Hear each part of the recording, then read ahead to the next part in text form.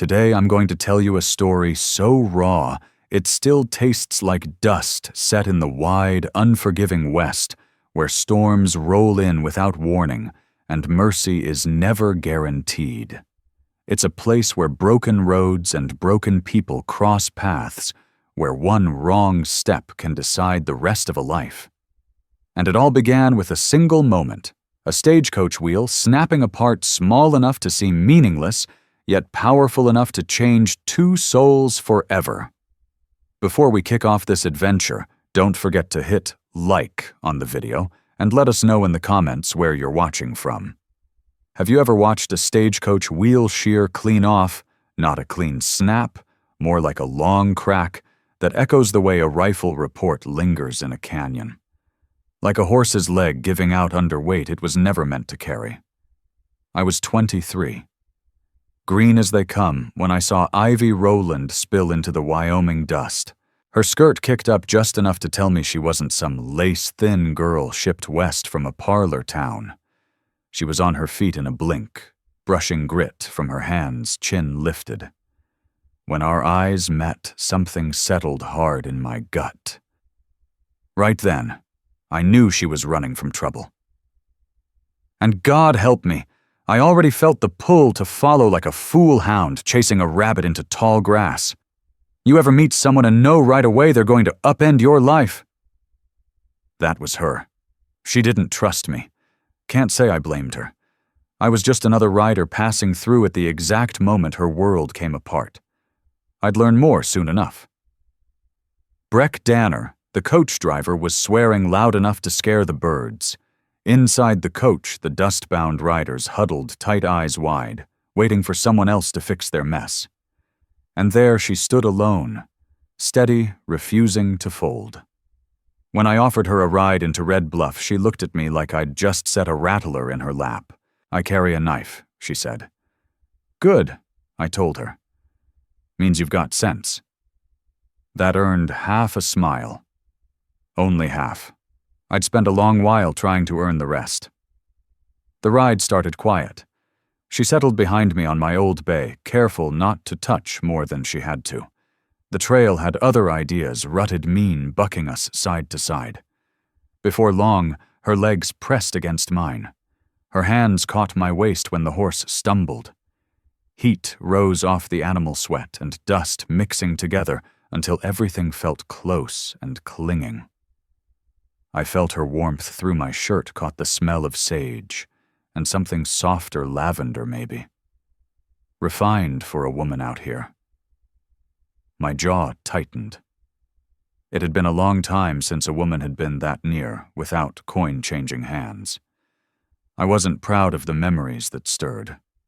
Got family in Red Bluff, I asked, just to break the quiet. Number one word. Sharp as a nail. I tried again.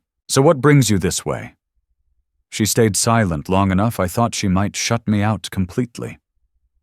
Then she said, work. Boarding house, and a man who took everything else. I glanced back. Her face was hard set like stone, but her eyes told a different story. A storm held just barely in check. I knew that look. I'd seen it staring back at me after my own father drank himself into the ground and left me with debt and a name I never asked for. A man like that, I said, doesn't deserve the title. She didn't answer. Just tightened her grip around my waist and I let the silence sit. The storm came fast the way it always does out here. One minute the sky was wide and blue, the next it turned the color of iron. In the time it takes to roll a cigarette, the wind slammed into us like a fist. Rain followed cold, biting, merciless, cold and cruel. I knew we weren't going to reach town. So I turned the horse toward my place instead. A cabin. Plain as they come, but it had 4 walls, a roof that held, and a stove that worked. She paused at the door. I caught it in the way she stopped short, the way her hand drifted back toward that knife, like it had a mind of its own. I'll take the floor, I said before she could ask. She studied me a second longer, then nodded and stepped inside. The cabin was tight. One room, one bed. A table I'd thrown together from scrapboard sat near the wall. I built up the fire while Ivy Rowland stood at the window watching the rain streak down the glass. Her blouse was soaked through, clinging in a way that made me turn my eyes elsewhere fast. Not because I didn't notice. I'm not carved from stone. But because I could feel her measuring me, weighing whether I was the kind of man who'd press his luck. I wasn't. Or I was doing my damnedest not to be. I set about fixing supper.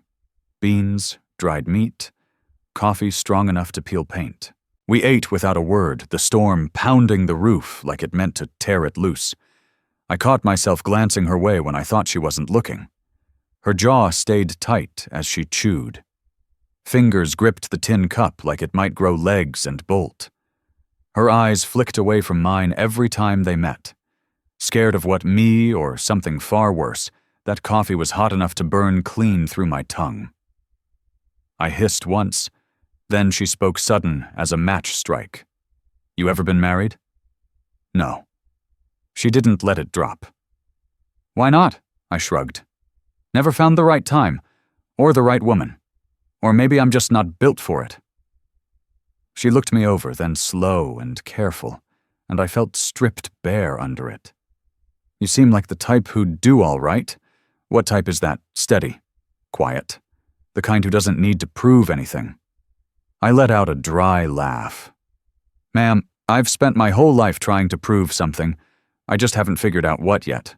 She turned away, and I knew I'd said more than I meant to. Still, she didn't pull back.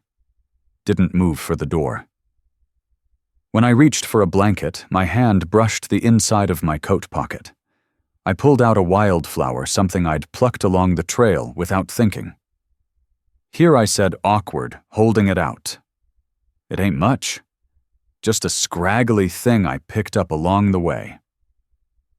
Her fingers brushed mine when she took it. That small touch twisted something low in my gut. She slipped the flower into her pocket and turned aside. Thank you, she whispered. I didn't sleep that night.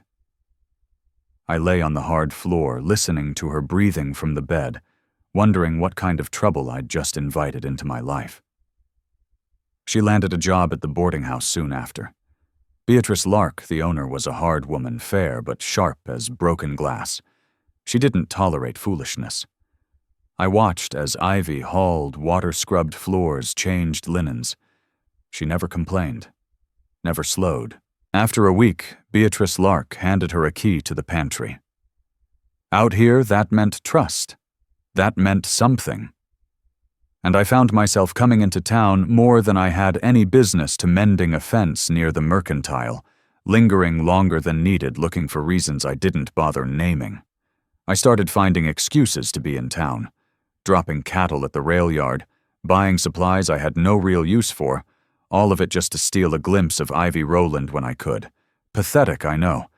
But you ever feel like you're circling something you can't quite name, like a moth around a lantern it knows might burn it? That was me. Then, one afternoon, I saw some young pup from the boarding house slide up beside her, his hand settling too easy on her arm, his mouth moving faster than his sense. She gave him a tight, polite smile and stepped back. He followed, kept pressing. I was off my horse before my boots hit the ground. My hand landed on his shoulder. My voice stayed low. She said, "No." He turned, looked me up and down, and laughed. "What are you, her husband?" "Not yet," I shot back.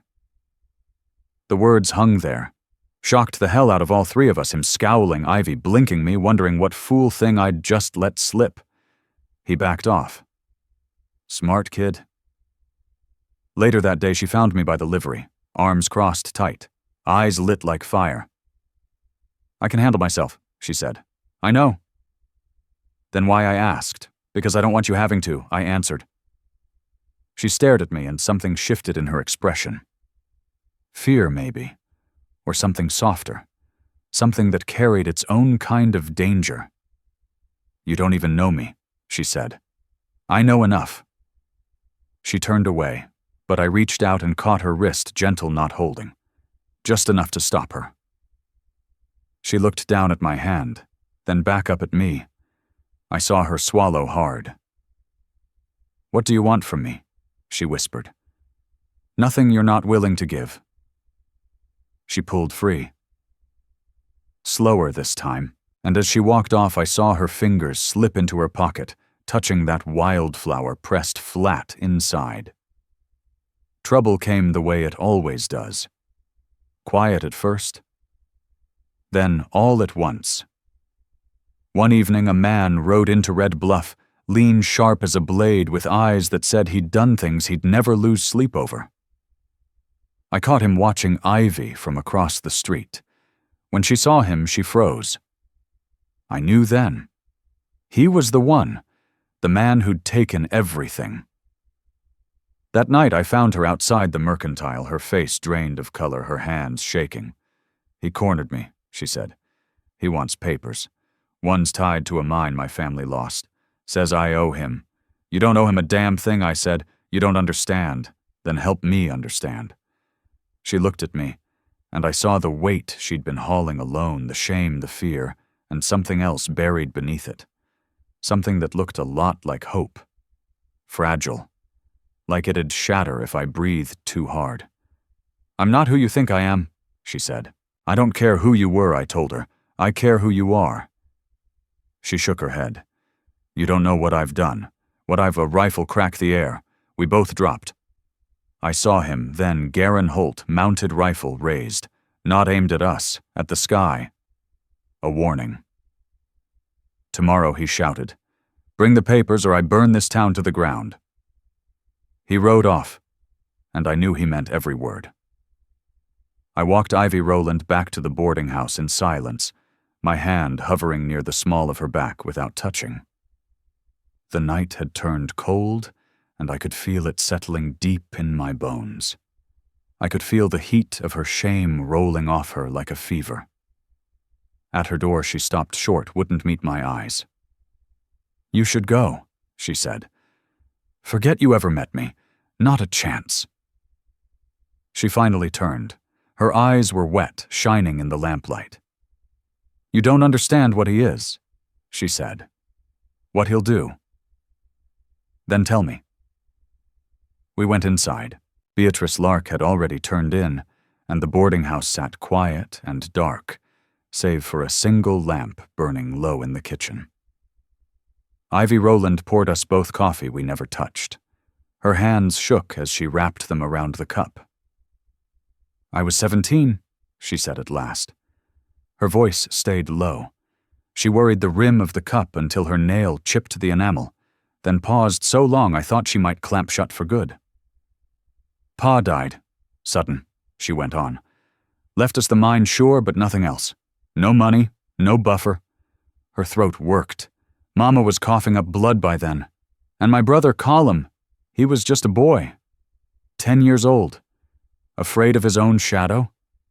She swallowed hard, eyes flicking towards the window, like Garen Holt might be standing just beyond it. We were sinking fast.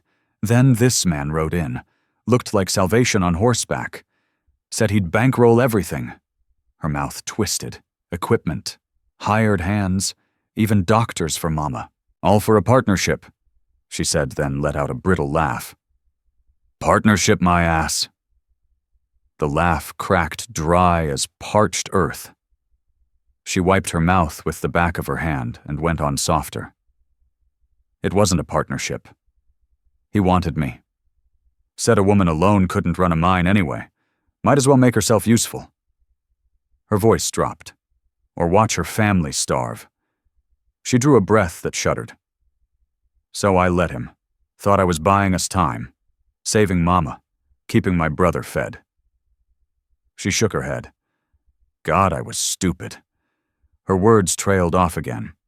She rocked slightly in the chair, breath hitching. "The mine was worthless," she said. "Dry as a bone. Nothing but dirt and lies."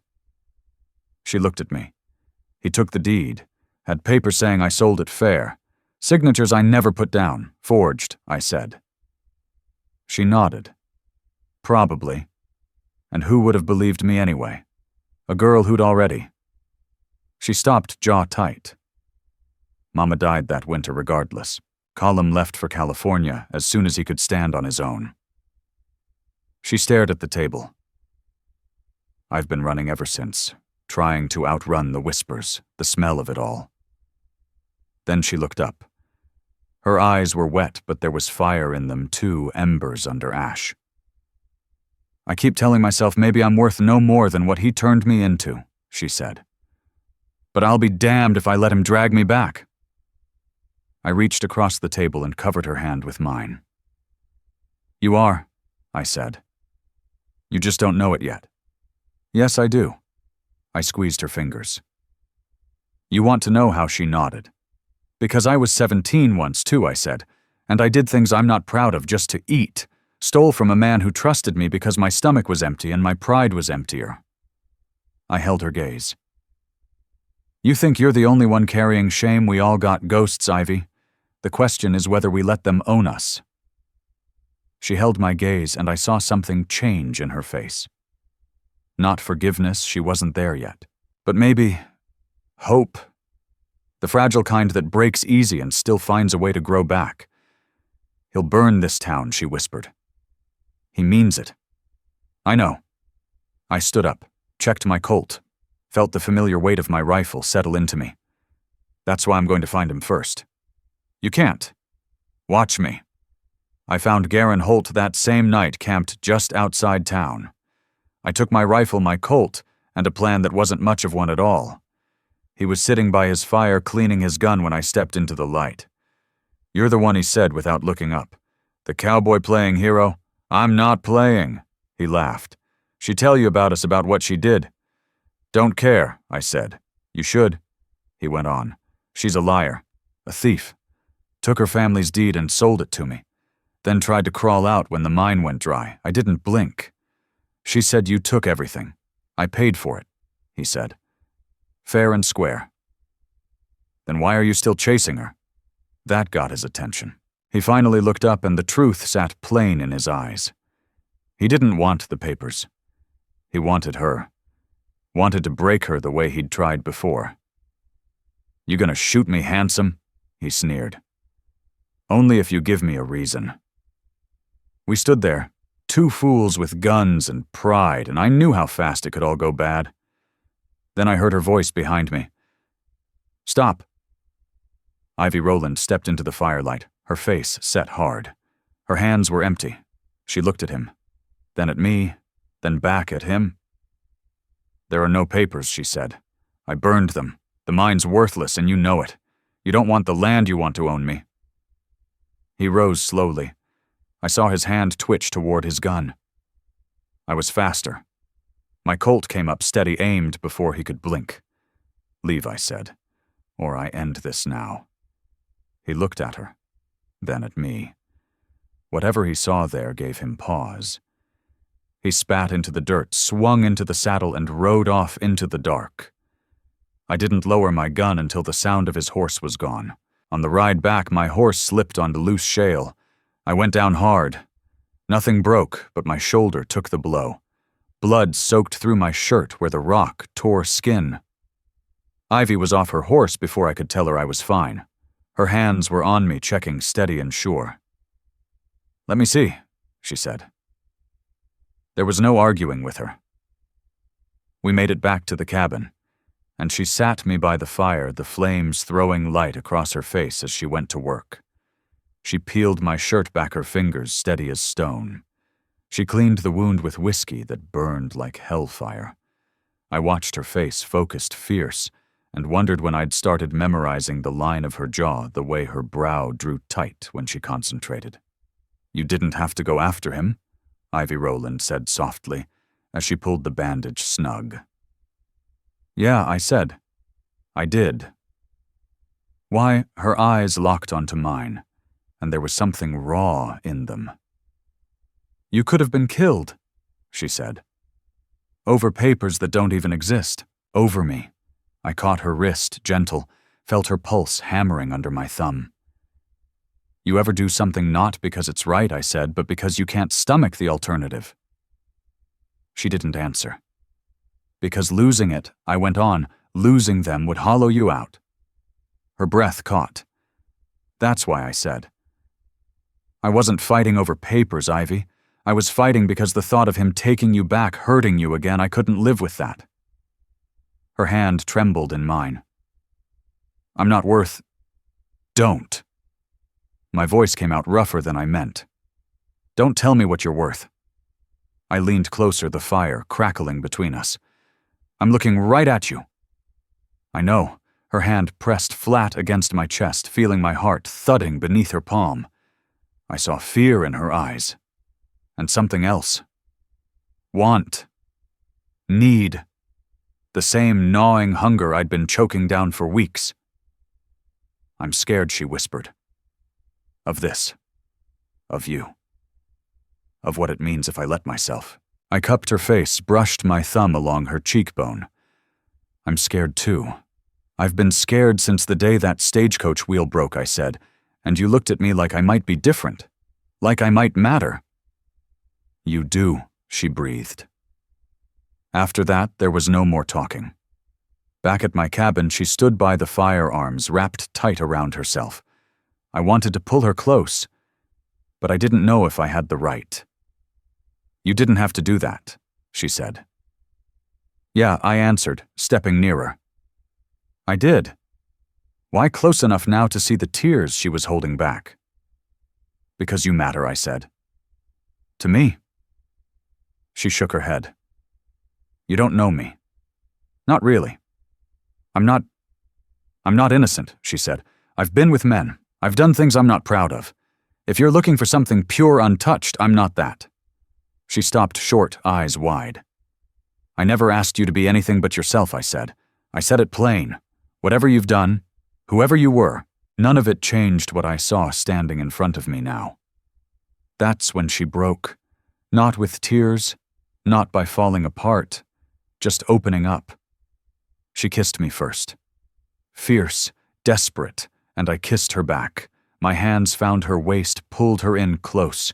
Her body fit against mine like it had been shaped for that exact space. I felt her trembling, not from fear, from relief. We didn't speak after that. There was no need. We just held each other by the fire, her head against my chest, my hand buried in her hair. And for the first time in my life, I felt like I was exactly where I was meant to be. I want to build something, I told her, as the fire burned low. A place where you don't have to run anymore. She lifted her head, eyes soft. I'd like that. Good, I said. Because I'm not letting you go. She smiled, then full real, and I knew I'd earned it. We were married a month later. Nothing fancy, just Beatrice Lark, a preacher elder Josiah Vane, and a handful of folks who didn't ask many questions. She wore a dress she stitched herself the color of ripe wheat. I wore the cleanest shirt I owned. When we spoke our vows, I promised to stand by her. She promised the same. And we meant it. Years passed. The cabin grew. Children came, 2 of them. Loud, wild, perfect. She used to leave small cakes on the boarding house sill for girls who looked the way she once had. No explanations. No lectures. Just a quiet kindness. I'm an old man now. But when I look at her still strong, still fierce, still mine, I remember the day that stagecoach wheel broke. Sometimes I wonder what would have happened if I'd just ridden past. Folks around here say I saved her. That's bullshit. She clawed her way out of that darkness herself. I just laid down a blanket where she could land. Lucky me. You ask if I regret it? Not for a second. I'd live every hard, broken, beautiful moment again. Because love isn't about being perfect. It's about showing up when everything's falling apart and saying, I'm still here. That's the only truth I know. Finally, let me send my deep thanks to you. Thank you for being here and letting this story live within your heart. If it moved you, I hope you'll walk beside us through more journeys of the Wild West stories, filled with truth, endurance, and grace. Subscribe, share your thoughts, and stay close. Together, we'll keep riding across these wide-open lands of memory and hope. Thank you. Aviso Legal, barra disclaimer. Our narratives bring inspiration from the past, recreated with fictional and dramatized interpretations for entertainment purposes only. Our tools serve as creative support, but the storytelling, editing, and emotional refinement are handled by our team to guarantee authenticity. We comply with content policies for A. I use avoiding impersonations, identity fabrication, or historically misleading images. All visual and audio content is legally sourced. Redistribution or modification requires prior written approval. Thank you for honoring creativity collaboration and storytelling done with heart.